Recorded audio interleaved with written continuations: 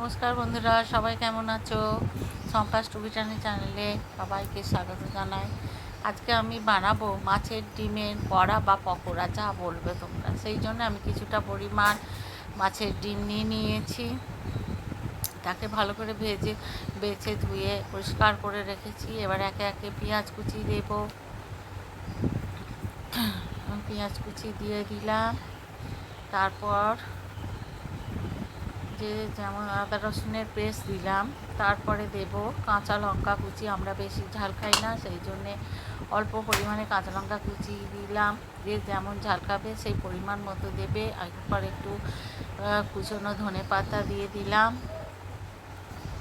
তারপরে একে একে হলুদ গুঁড়ো দেব, লঙ্কা গুঁড়ো দেব, কাশ্মীরি লঙ্কার গুঁড়ো আর একটু লাল লঙ্কার গুঁড়ো দিয়ে দেবে।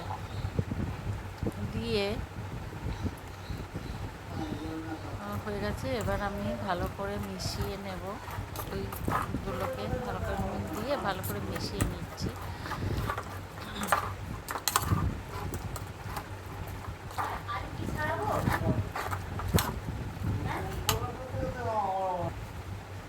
মেশানো আমার হয়ে গেছে। এবার একটু চালের গুঁড়ো দিলাম 1 চামচের মতো, যাতে ক্রিস্পি টাইপের আসবে আর কি।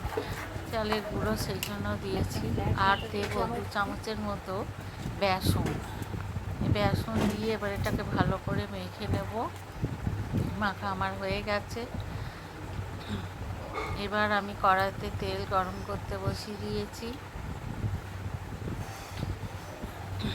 এবার গরম তেলটা হয়ে গেছে গরম। এবার একে একে আমি বড়াগুলো দিয়ে দেবো। অবশ্যই গ্যাসের আঁচটা সিমে করে রাখবে, মানে কমিয়ে রাখবে। তাহলে কমিয়ে রাখলে কী হবে, পকোড়াগুলো ভাজাটা ভালো হবে।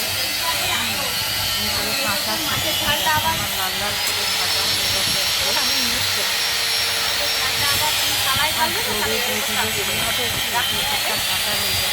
তাড়াতাড়ি লাল হয়ে গেছে। সুন্দর করে ভাজা হয়ে গেছে।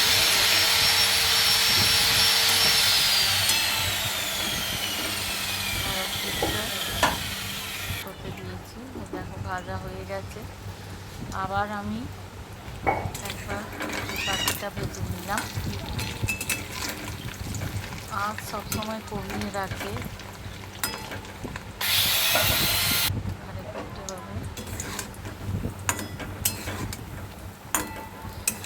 অবশ্যই তোমরা কার কেমন লাগলো মাছের ডিমের বড়ার রেসিপিটা অবশ্যই আমাকে কমেন্ট করে জানাতে ভুলবেন না। আর প্লিজ আমার চ্যানেলটা সাবস্ক্রাইব করে দেবেন।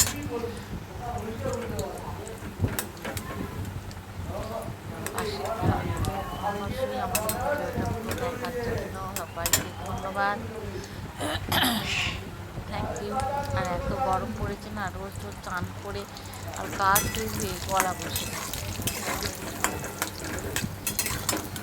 খেয়ে দেখো কেমন লাগলো। এই মাছের ডিমের বড়া দিয়ে তরকারি হয়, আদা পেঁয়াজ রসুন সব কিছু দিয়ে তরকারি করে অনেকে খায়। আমরা ভাজা খাই গরম গরম ভাতের সাথে। খাওয়ার একটা পাকা তেঁতুল দিয়ে টকও খুব সুন্দর হয়। তাই সবাইকে ভালো থাকবেন।